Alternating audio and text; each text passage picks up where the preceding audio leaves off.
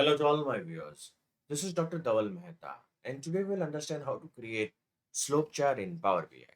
So for this, we'll go on the canvas of Power BI. Click here, get more visuals.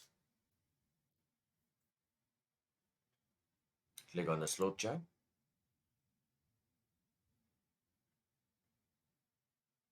Press Add. By pressing the Add, this app will appear in the visualization interface. Here is it. Click on it. Bring it in the center. Now, in Category, select the segment. In Measure, select the sales and profit. Activate the focus mode. Wait for some time. Done. So, this is the sales for the consumer and its profit. Corporate sales and corporate profit. So, this is how you can create the slope chart in Power BI. For more such videos on Power BI, you can refer my playlist in which I have uploaded many videos on Power BI.